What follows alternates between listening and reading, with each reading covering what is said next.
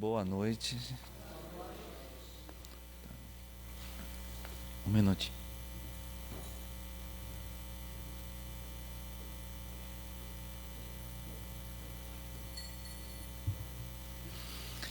Desde já gostaria de agradecer, o convite, a chance de estarmos aqui para podermos falar sobre algumas coisas importantes que preenchem um pouco a nossa alma. Eu gosto sempre de trazer, às vezes, referências de bons livros. Esse é um livro de Giovanni Reale, o nome é O Saber dos Antigos, Terapia para os Tempos Atuais. Foi um professor da Universidade Católica de Milão, e aqui ele vai abordar parte desses assuntos que nós vamos tratar hoje e vai trazer filósofos antigos para nos ajudar a entender um pouco a nossa realidade. E tem esse daqui, Espírita, Chico, Diálogos e Recordações. É a relação do Chico com Arnaldo Rocha, que foi alguém que trabalhou com Chico durante muitos tempos. E aqui o Carlos Alberto Braga vai conversar com Arnaldo, ali em alguns momentos, na própria União Espírita Mineira, e vai trazer alguns diálogos das conversas entre o Chico e o Arnaldo. O Arnaldo, em determinado momento, para a gente ter a noção, viu parte dos escritos, pegou parte dos escritos e rasgou. Rasgou porque eram confissões íntimas do Chico para o seu amigo. Com isso, vamos falar um pouco sobre a ideia de busca de sentido para a existência. Gosto de iniciar com uma frase de uma autora chamada Carrie Armstrong. Entre vários livros, ela tem pela Companhia das Letras, é Uma História de Deus, o outro é Uma Breve História do Mito e outros livros mais.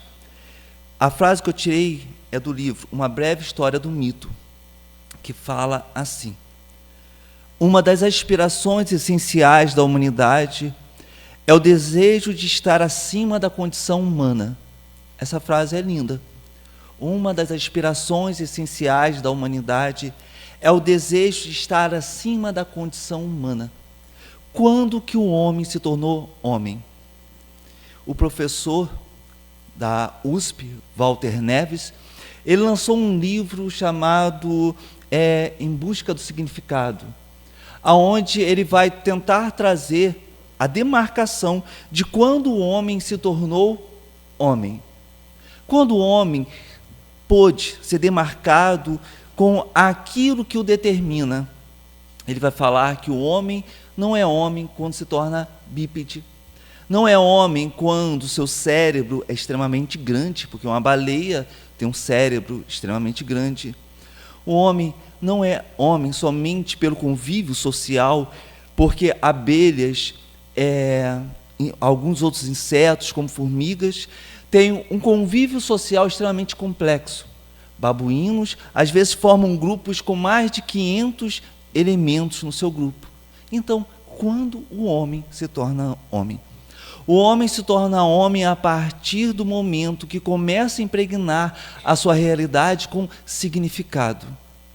Uma dessas marcas do significado que o homem começa a impregnar a sua realidade é o aparato estético. Quando o homem começa a enfeitar a si próprio, ali já começa a demarcar que tem algo a mais. Quando o homem começa a enterrar os seus mortos, e muitas das vezes enterra os seus mortos numa posição fetal, está demonstrando ali que há alguma relação de significado em trazer um ser de novo para o seio da terra e ali colocar no entorno dele alguns utensílios os quais ele mesmo utilizou em vida, porque talvez na subjetividade desse homem de 40, de 50 mil anos atrás, na subjetividade dele, esse que acabou de ser enterrado pode necessitar dos seus utensílios que ele usou em vida no pós-morte. Então, até a maneira do homem enterrar o homem, começa a delinear que a realidade do nosso entorno não é uma realidade puramente biológica. O homem é um animal que não fica satisfeito na sua manutenção biológica restrita. Nós chamamos nossos convívio com os outros de família. Nós estabelecemos um status em nossas relações. Nossa relação sexual, muitas das vezes pontuamos com relação amorosa. Nosso filho não será abandonado depois de um determinado tempo por conta do crescimento dele. Nós pegamos as fotos e nós colocamos as fotos na parede, porque aquele não vai nos deixar como o filho de uma leoa deixa a sua mãe. Nós estabelecemos relações aonde as pessoas, no decorrer do tempo, passam a se tornar mais significativas em nossas vidas. Nós chamamos a nossa alimentação, muitas das vezes, de festa. E é um aniversário que nós celebramos através de um bolo, que é uma comida, que seria um alimento. Ao animal seria apenas uma recomposição biológica para as suas necessidades básicas de manutenção da vida. Mas para nós é uma profunda satisfação, totalmente ali pontuada de significados. É big, é big, é big. E nós desejamos mais vida. Uma das coisas que também significou o aumento de sentido na vida do homem, quando nós vamos ver os chimpanzés, cada mais um status maior, ele recebe mais utensílios e apoio dos que estão no entorno. Tem aquele famoso momento de ficar catando piolhos uns dos outros. Cada vez maior o status desse chimpanzé, maior é essa relação que ele vai ser ali, catado, vai ter a atenção. Nos humanos, alguns antropólogos vão falar que essa relação do social começou a se firmar através de uma coisa que nós temos que ter muito cuidado, a fofoca. Nós começamos a falar da vida dos outros e a satisfação que isso nos traz é extremamente grande. Não podemos mentir. Se alguém vira para nós e fala assim, já escutou a nova? A gente fica atento.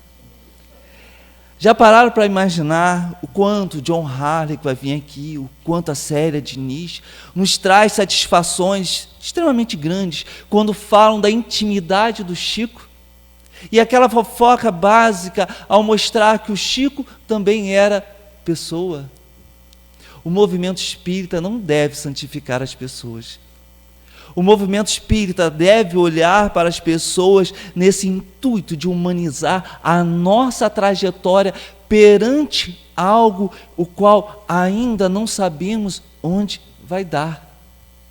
Então, é nas nossas relações aonde nós vamos ter um momento de satisfação profunda, porque aquela pessoa ali, que poderia ser somente uma imagem, poderia ser somente uma satisfação a nossos impulsos biológicos, porque os impulsos biológicos querem manutenção da espécie. E isso se esvazia numa sobrevivência, aonde nascemos, crescemos, reproduzimos e depois somos descartados pela morte. Ao homem não cabe a satisfação de ver para a sua existência um ponto final. O homem quer ver a sua parede totalmente enfeitada de rostos, os quais damos nomes e podemos rir das histórias as quais construímos juntos no tecido da existência. Nós, ao falarmos sobre o sentido de alguma coisa, nós temos dois significados possíveis. Para qual sentido, direção você está indo? Norte, sul, leste, oeste? Está indo para baixo? Está indo para cima? Ou no sentido de significado? No sentido de ideia que vai trazer alguma noção a mais e profunda das coisas que estão no nosso entorno. E vivemos numa sociedade onde vários autores que nós denominamos da pós-contemporaneidade são autores que vão falar do vazio da sociedade. Cada civilização, muitas das vezes, tem o seu temor, tem a sua doença própria. Durante a Idade Média, havia um terror real, segundo Jean Delumeau, falando da história do medo do Ocidente, das pessoas irem para o inferno.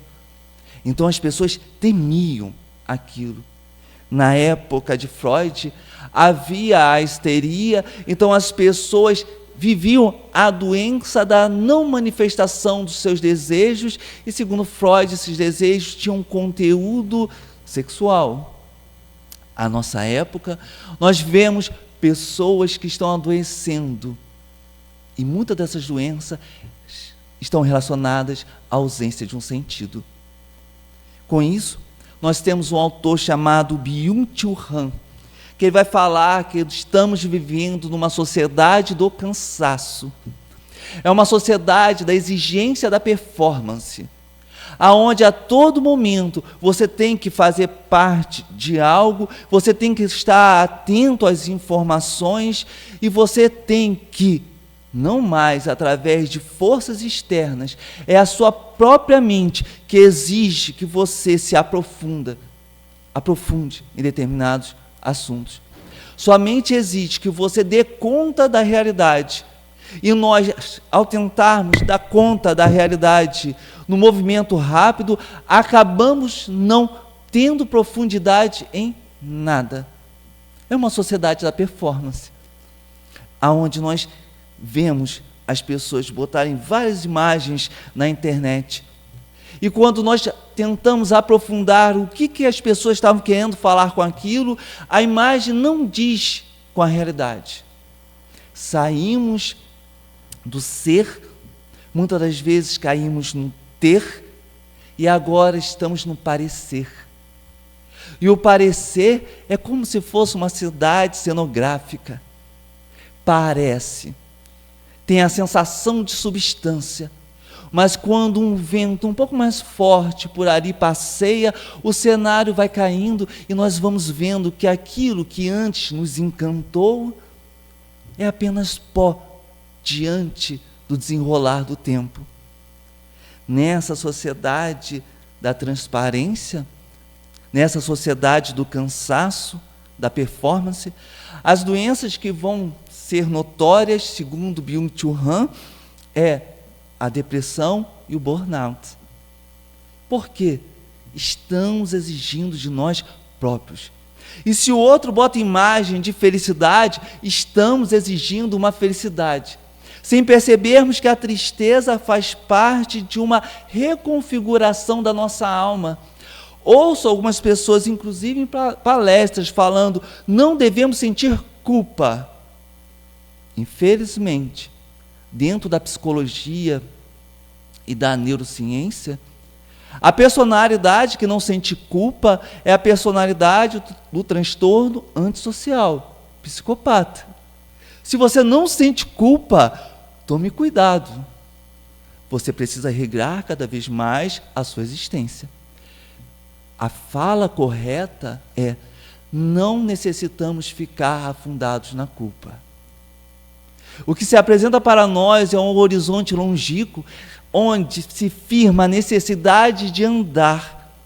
Se olharmos para nós, no nosso desenvolvimento intelectual, pego a frase, a ideia de Emmanuel no livro Roteiro, onde ele fala que o nosso psiquismo pode se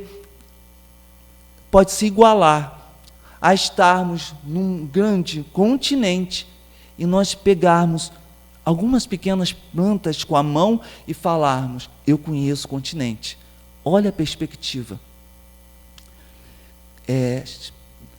Raul, o seu mentor, falava que o espiritismo é como se fosse um grande oceano e nós estamos ali na beira das águas da praia, mexendo os pés. Olha só, há uma imensidão. Então a culpa vai fazer parte da nossa existência, mas não precisamos ficar paralisados nela. Precisamos analisar a nossa realidade. Com isso, Zygmunt Bauman vai falar uma coisa: estamos num mundo líquido. Isso é uma metáfora, aonde Bauman vai aproveitar a ideia do líquido para mostrar o quanto que ele oscila. Então, se eu pego o líquido, boto nessa jarra, a forma do líquido vai ser outra. Se eu pego o líquido, jogo no chão, a forma do líquido também vai ser outra. Se estamos numa sociedade líquida, onde nossas relações são líquidas, onde nossas perspectivas sobre a realidade a todo momento está se alterando, podemos pegar um pouco a ideia do Byung-Chul Han de novo e falar que isso nos trará cansaço existencial. Porque você quer olhar para a realidade, você quer referências.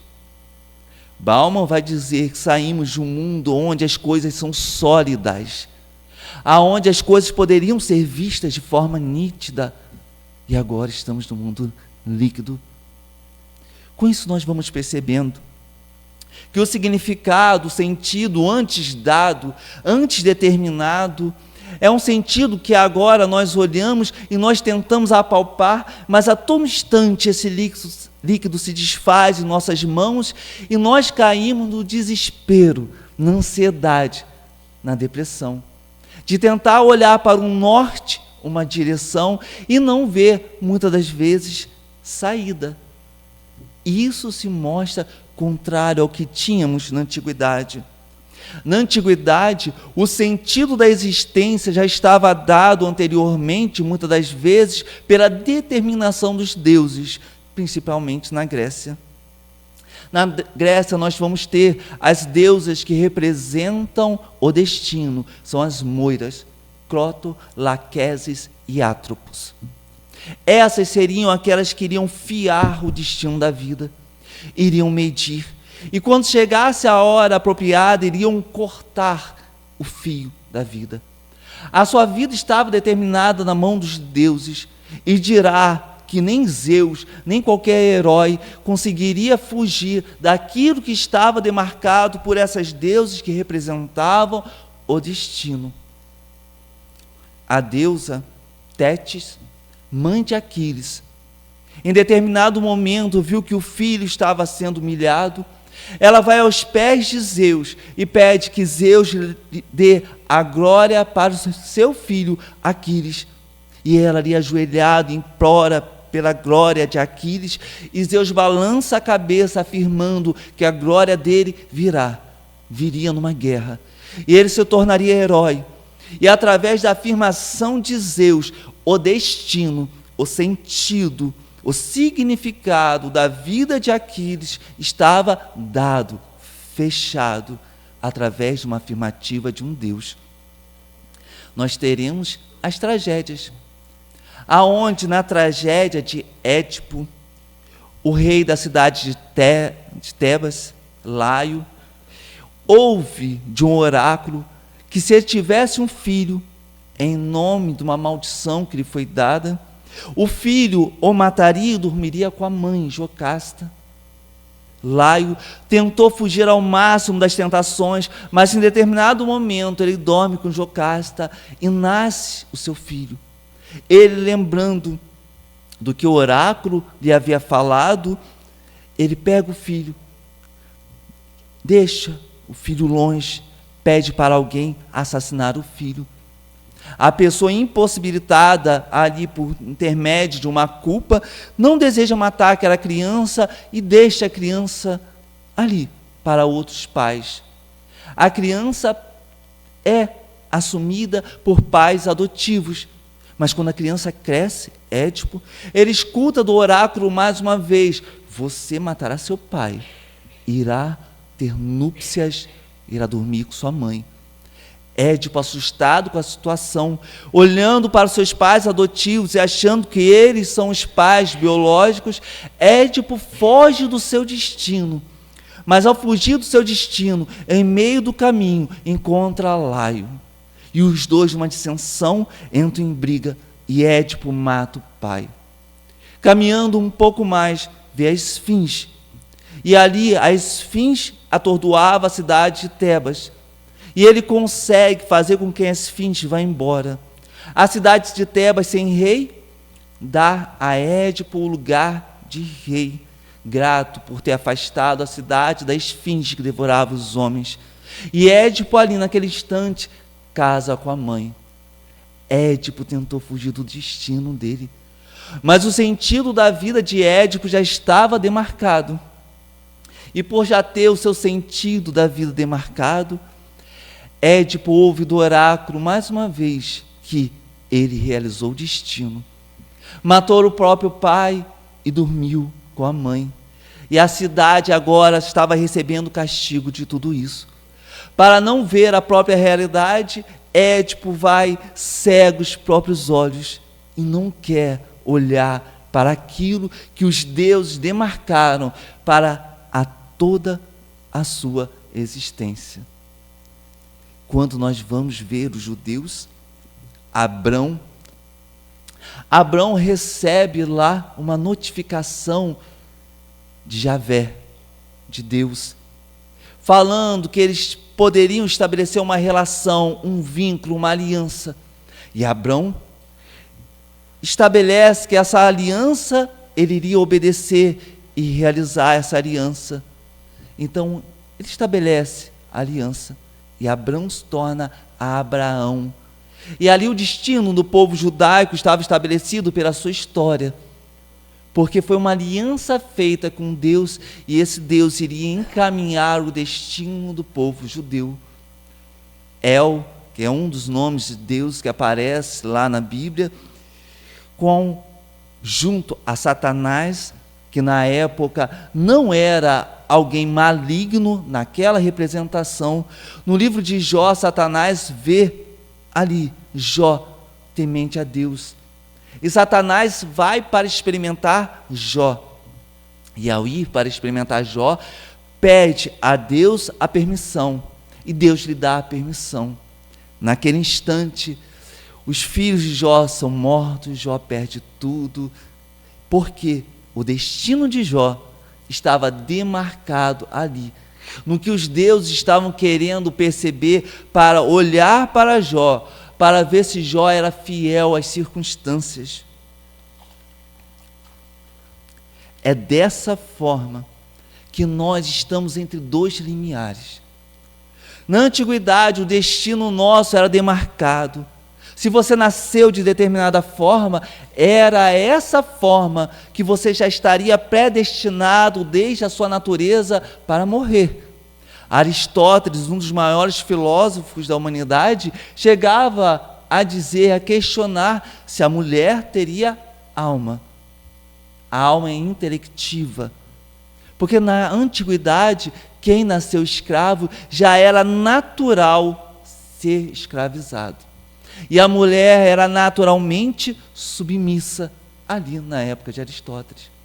Saímos de uma época onde todo destino está demarcado e viemos para uma época líquida, aonde doutrinas próximas do niilismo, do nada, esse é o termo, estabelece que o significado da vida é um significado vazio. E como o homem vai conseguir transitar nessas circunstâncias? Podemos olhar para o passado e observarmos que o homem é profundamente insatisfeito com suas determinações puramente biológicas. É dessa forma que nós vamos ver a caverna de Lascaux, descoberta no século passado na França. Tem mais de 250 metros de profundidade e mais de 600 representações de bichos. É nessas cavernas que dirão alguns, quem fala isso é a Karen Armstrong, os xamãs vão se apresentar.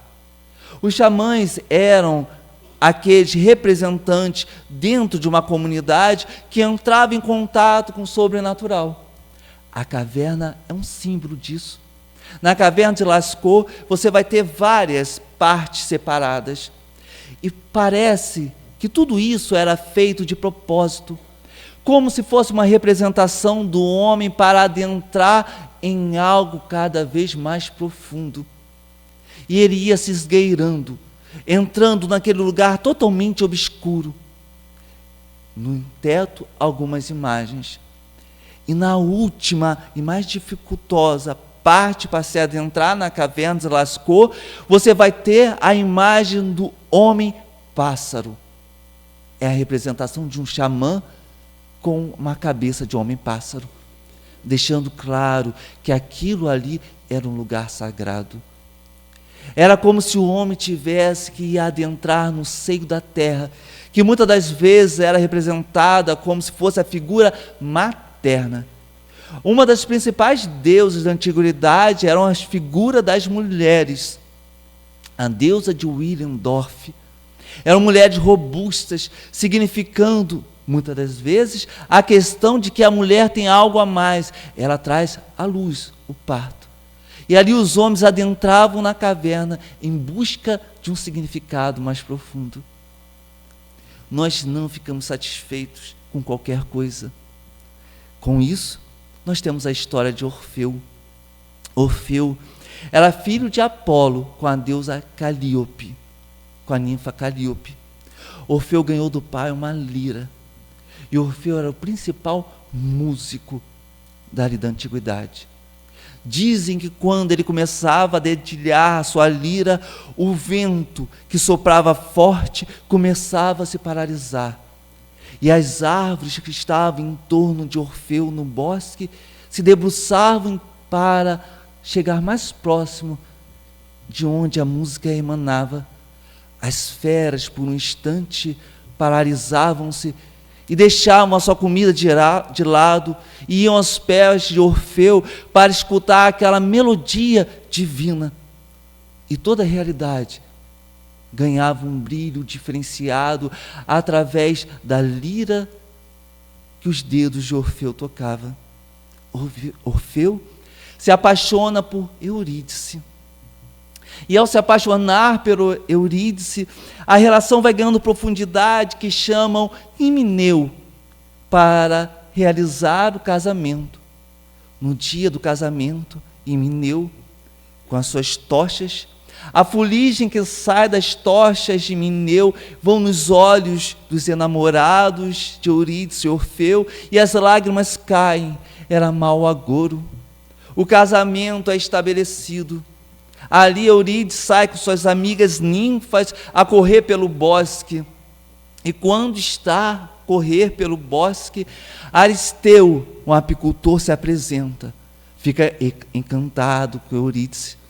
E ali a luxúria de Aristeu faz com que ele corra atrás de Eurídice para tê-la de forma violenta. E Eurídice corre desesperadamente. E ao correr desesperadamente, pisa numa cobra, e aquela serpente a pica. E ali Eurídice fecha os olhos para não abrir mais nessa nossa realidade. Orfeu está totalmente atingido por aquela situação. O sentido da sua existência ele foi tomado, porque Eurídice era aquela que motivava com que sua música se tornasse cada vez mais celeste. Orfeu não se vê ali totalmente abatido. Resolve descer ao mundo subterrâneo para onde as almas vão. E ao descer para o mundo subterrâneo, a única arma que ele tem é sua lira. Chega na porta do Hades e começa a tocar sua lira. E ali Cérbero, o cão de 3 cabeças, ao ouvir a lira de Orfeu, por mais que ele quisesse rosnar, começa a se amansar. E o sono, o torpor toma ali Cérbero. Cérbero dorme. Orfeu continua e vai navegar pelo rio Estige através do barqueiro Queronte. E ao navegar pelo Estige, as almas e angústias perpétuas que esticam suas mãos tentando alcançar algum alívio de seus suplícios, as almas, por um minuto, enquanto dura a música de Orfeu, se acalmam e lembram de alguma forma, da esperança que nunca mais poderá tocá-los. Orfeu chega. As deusas Enírias, deusas da vingança, pela primeira vez choram. E ali diante de Perséfone e Hades, toca sua música e clama profundamente pela sua amada. Perséfone, a amada de Hades, entendendo dessas circunstâncias, dá a chance de que Orfeu possa levar Eurídice de volta para o mundo nosso. E Eurídice poderá deixar o mundo subterrâneo sob uma única condição: que durante todo o trajeto Orfeu não olhe para trás em nenhum instante. Orfeu, profundamente feliz, vai voltando de novo para o nosso mundo, mas no momento onde ele começa a ver a luz, a claridade do mundo, ele sente a sua alma fraquejar, e na dúvida ele vira o rosto, e Eurídice mais uma vez se torna sombra, e Orfeu é expulso do mundo subterrâneo. Ao ser expulso do mundo subterrâneo, a música de Orfeu se torna profundamente melancólica. Orfeu passa, em determinadas circunstâncias, a ser atacado pelas Mênades, que são as sacerdotisas do deus Dionísio, a representação dos impulsos biológicos mais vorazes. E as Mênades querem a atenção de Orfeu, querem o amor de Orfeu a qualquer custo, mas a música de Orfeu as mantém afastadas. E as Mênades, os impulsos da vida, começam a gritar de forma mais retumbante, e dessa forma vão abafando o som da lira de Orfeu, e ao abafar cada vez mais, se aproximam, e suas mãos vorazes pegam Orfeu e fazem como faziam com os outros animais, estraçarem Orfeu. E Orfeu vê o seu corpo todo estraçalhado, braços para um lado, pernas para o outro, tronco para o outro lado, e a cabeça de Orfeu está ali, continua cantando, lamentando pelo seu amor de Eurídice. Há uma simbologia profunda no mito de Orfeu. A simbologia profunda é que há uma música na nossa existência. E essa música na nossa existência é o que Leon Denis chama de eu profundo. É o que Joana de Ângeles chama de self. É aquilo que está obscurecido pela carne, mas que nós sentimos uma saudade que continua a retumbar em nosso ser. Quem nunca olhou para as estrelas e sentiu de alguma forma uma melancolia, um sentimento de que eu quero algo que não está no momento agora? Nós temos uma musicalidade, esse self profundo. Nós temos as circunstâncias incontroláveis, que é a morte de Eurídice. Nós não podemos controlar a realidade como um todo. Em algum instante, algo desaparecerá da nossa vista. Será talvez as nossas circunstâncias de estado social, será alguma doença que irá se apresentar, será o ente amado que irá nos dar um até logo. Não podemos controlar tudo. E nós temos as Mênades, os impulsos inferiores, que tentam cantar e abafar a música do self. Nós olhamos para a nossa existência, e nós, como espíritas, eu tento, de alguma forma, defender ao máximo o fenômeno quando ele vem translúcido. Porque o fenômeno, quando ele vem translúcido, ele é arrebatador. Ele não fica pontuando nuvens, ele traz a certeza. Kardec chega ao espiritismo através do fenômeno translúcido. Dirá que Kardec ficou 1 ano com as pessoas falando das mesas girantes e ele negando o fenômeno. Ele falando, as mesas não têm nervos, as cadeiras não têm cérebro. e depois ele entra em contato com o fenômeno robusto. É dessa forma que nós vamos analisar a vida de Arnaldo Rocha e Irma de Castro, que é a Meimei. Meimei nasceu em 1922, em Minas Gerais. Tentou se formar como normalista, mas por conta das questões financeiras não pôde se formar como professora do ensino fundamental. Tinha problemas de rins extremamente sérios e foi crescendo, se tornando uma jovem que teve amizade com Arnaldo, porque a família tinha amigos em comum. Dirá Arnaldo que eles, entre aspas, trocaram salivas aos 17 anos de idade de Arnaldo. Mas, em 1942, Meimei vai para Belo Horizonte. E ali Arnaldo e Meimei se apaixonam realmente. E naquele mesmo ano, em 1942, os dois resolvem se casar. Personalidades completamente diferentes, mas seres que se amam, encontro de almas, aonde o nosso eu de agora muitas das vezes não entende o sentido, o significado do eu profundo. Arnaldo entrou na igreja somente 2 vezes, porque se dizia ateu ferrenho e falava: morreu, deixa para lá, a existência acabou. Meimei, ao ler os livros, em determinadas circunstâncias, os 2 leitores vorazes parava a leitura, olhava para o mais além com olhares vagos e falava para Arnaldo das suas vidas passadas. E Arnaldo, retumbante, replicava: vivemos só uma vez, Meimei. Isso, deixe isso para lá. Meimei, com uma inflamação de amidalite, vai e tem que operar. Ao operar a amidalite, fica um pedaço ali do pequeno órgão. Ao ficar um pedaço, com o tempo isso vai inflamando, vai necrosando. E a saúde de Meimei vai também indo cada vez mais para baixo. Começa a apresentar pressão alta, pressão intracraniana, os olhos começam a não ver mais a luz, os rins param, entra em necrósia. E ali Meimei começa a falar para Arnaldo: minha avó me visitou, Arnaldo, minha avó me visitou.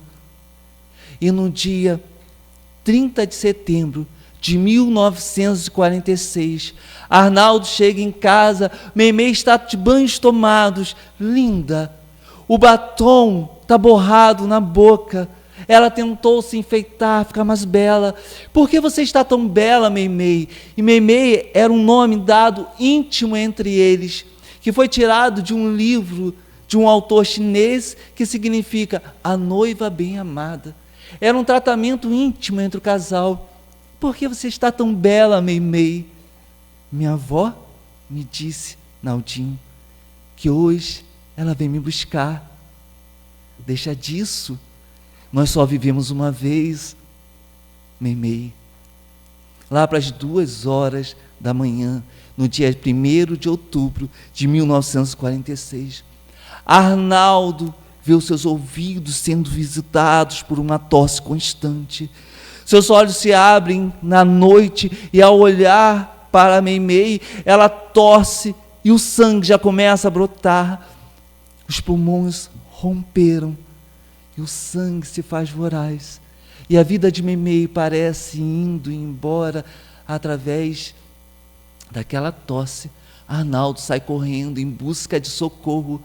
E ao sair correndo em busca de socorro, quando volta para casa, as mãos de Meimei estão frias.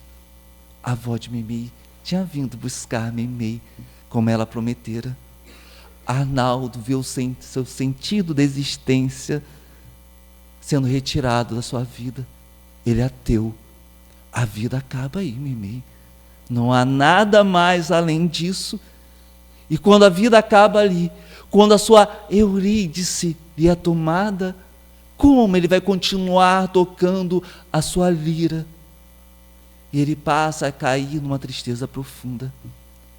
Naqueles dias, em outubro de 1946, um dia chuvoso, ele vai à casa do irmão, porque a alternativa era ou ficar na rua ou entrar na casa de Geraldo Rocha. Ao entrar na casa do irmão, a situação era diferente. Havia uma mesa e pessoas em torno dessa mesa e livros espíritas ali. Ali tinha uma médium, Dona Eni, uma senhora que já estava há mais de 30 anos no Brasil e dirá nas palavras de Arnaldo, ainda tinha um português macarrônico, porque tinha vindo da Itália.